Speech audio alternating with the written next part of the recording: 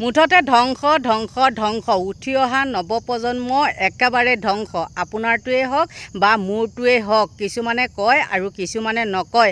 আজি কিয় এই কথাটো ক'বলৈ লৈছোঁ আপোনালোকে নিশ্চয় গম পাব ভিডিঅ'টো চালে, আৰু গম পাইছে আপোনালোকে যোৰহাটতেই হওক কেনেকুৱা এটা ঘটনা সংঘটিত হৈছে। যোৰহাটত বাৰু একেবাৰে আজিকালি মানে কি ক'ব আৰু গণিব নোৱাৰা অপৰাধৰ সংখ্যা বৃদ্ধি পাইছে, আৰু তাৰ লগে লগে গুৱাহাটীতো যিবিলাকে কৰে সেইবিলাক আপোনালোকে জানে, বাহিৰৰ পৰা যিসকল আহে সেইবিলাকে ইয়াত একদম মানে নাম জ্বলাই দিছে। বিশেষতে আপোনালোকক একদম এটা মানে হেৰি কথা কওঁ, নৱম শ্ৰেণীৰ ছোৱালী এজনীৰ লগত কালি যিটো সংঘটিত হৈছে গুৱাহাটীৰ হোমষ্টে হেৰিত থকা 5জনীয়া দলে তেওঁক যি ধৰণৰ মানে উপজুপৰি ঘৰ্ষণ কৰি পেলাই থৈ আহিছে শুক্লেশ্বৰ ঘাটত, আপোনালোকেতো সেইটো দেখিছে নহয়নে? কিন্তু যিকেইজন ল'ৰাক জেৰা কৰিছে তাৰে এজন ল'ৰাৰ এতিয়াও মানে তাৰ কি বুলি ক'ব, উঠ চেপিলে গাখীৰ ওলাব কিজানি, আৰু কি ধৰণে কথাখিনি কৈছে। সঁচাকৈ এনেকুৱা নিৰ্লাজ ল'ৰা ছোৱালী এইটোও ভয় কৰা নাই যে এইবিলাক যদি কেনেবাকৈ নিউজে প্ৰচাৰ কৰে ঘৰৰ মানুহে দেখিলে কি বুলি ক'ব, সেইবিলাকৰ একদম ভূক্ষেপ নাই। ছোৱালীজনীয়েহে লাইন মাৰি আছিলে, ছোৱালীজনীয়েহে আমুক কৰি আছিলে। মুঠতে ছোৱালীও কম নহয়, ছোৱালীও সমানেই দোষী, হয়নে নহয়? আৰু সেইবিলাক কি এইটলৈ এইটত পঢ়ি থকা বুলি কৈছে। আজিকালিতো জানেই বুঢ়া বয়সত এইটত যায়, বহু ছোৱালী আছে বুঢ়া বয়সত এইটত যায়, 8, 9ত পঢ়ে। কিন্তু আগতে কি হয় বা এতিয়াও কিছুমান আমাৰ গাঁৱৰ সমাজত গমেই নাপাব যে এইটো ল'ৰা কলেজত পঢ়ি আছে, গমেই নাপাব। কিন্তু ইয়াত কিছুমান এনেকুৱা ফেশ্বন দেখাবলৈ আহোঁতে মানে বুঢ়া হৈ যায়, আৰু তেতিয়াহে 8, 9 পায়। যদি সেই ল'ৰাটোৱে কৈছে বোলে ছোৱালীজনীয়েহে হোটেলত থাকোঁতে তাক লাইন মাৰি আছিলে, যিমান যি নকওক কিয়, যিমানে যি নহওক কিয়, এইবিলাক হ'ল কি মদ ড্ৰাগছ ভাং এইবিলাকৰ, নহয়নে? আৰু হোম ষ্টেত থকা যিকেইটা ল'ৰা সেইকেইটাইও যি ভাষ্য প্ৰদান কৰিছে, সঁচাকৈয়ে আচলতে কি জানে, আমি টকাৰ কাৰণে এখন ঘৰ আমি হেৰি কৰিলে নহ'ব। হোম ষ্টে খুলি কিবা খুলি সস্তীয়া মুঠতে পটককৈ আমি এটা ভাড়া পাওঁ, আমি ধনী হওঁ, এনেকুৱা কিছুমান মানে ইজি মানি লোভত তেনেকুৱা ভাড়া ঘৰবিলাক দিয়ে। আৰু মই আপোনালোকক কওঁ দেই, ময়ো ভাবিছিলোঁ আমি যি ঠাইত নেকি মাটি কিনিছোঁ মানে সেইবিলাক সকলোখিনি চলে, হোমষ্টে চলে বা ভাড়াঘৰ চলে, PG চলে, চব চলে, আৰু ওচৰে পাঁজৰে চব আমাৰ তেনেকুৱাই। কিন্তু মই এইটো মানে ভাবি আছিলোঁ দেই, আমিও হোমষ্টেকে খোলোঁ নেকি। নাই, সেইবিলাক যদি খোলা যায় কেতিয়াবা নিজেহে মালিকহে জেলত যাব লাগিব, নহয়নে বাৰু?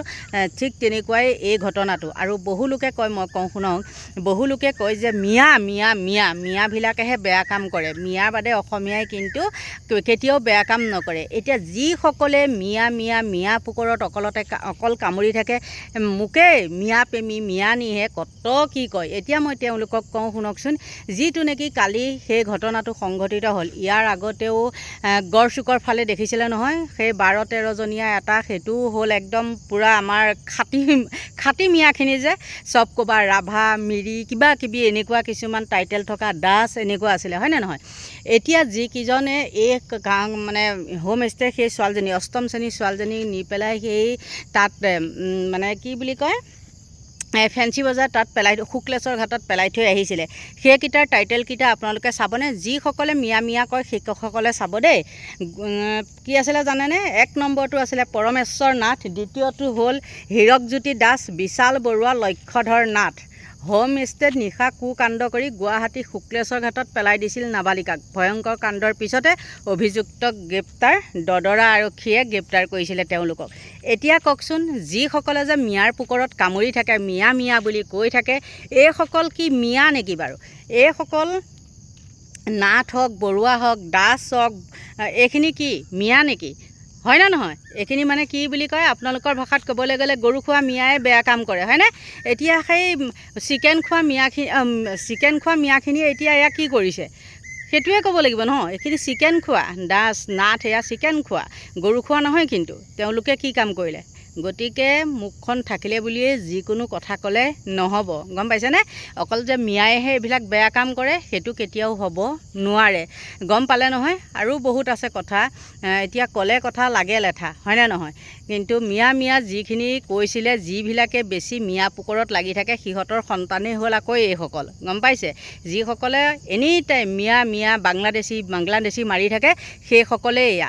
আৰু ইয়াৰ পিছতে আৰু এটা কথা আপোনালোকক কওঁ, যোৰহাটত যিটো কাণ্ড সংঘটিত হৈছে, যোৰহাটতো আৰু আপোনালোকে জানেই 75 মানে ডিষ্ট্ৰিক্ট 75 বুলি ক'লেও বুজি পায় নহয়। সেই বৃদ্ধ ব্লু ফিল্মৰ নায়িকাগৰাকী কি আছিলে নামটো সেইজনী, সেয়া তাৰপিছৰ পৰাই আৰু সেইটো বেছিকৈ যোৰহাটত ভাইৰেল হৈ গ'ল। আৰু যোৰহাটত তেনেকুৱা এখন শিক্ষিত সমাজ থকাৰ পিছতো ইমানেই তাত 2 নম্বৰী চলে, আপোনালোকে কি ক'ব আৰু দেই, হয়তো মই নক'লেও আপোনালোকে গম পায়।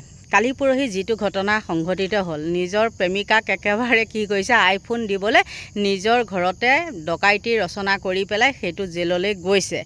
এইবিলাক কাণ্ড কিহৰ কাৰণে হৈ আছে বাৰু? এইবিলাক অসভ্যালিৰ কাৰণে হৈ থকা নাই জানো? মুঠতে উঠি অহা নৱপ্ৰজন্ম আৰু যিটোৱে মুখত কাপোৰ এখন মাৰি লৈ পেলাই কৈ আছিলে প্ৰেয়সীক কি দিছে, কিমান টকাৰ আইফোন দিছে, আৰু তাইকো আপোনালোকে দেখিছে একেবাৰে হাতত, মই যে কওঁ হাতত যে এইবিলাক আঁকি বাকি ফুৰে, আপোনালোকে ভাবিছে নেকি একদম বৰ ভদ্ৰ, বৰ একেবাৰে ভাল বুলি?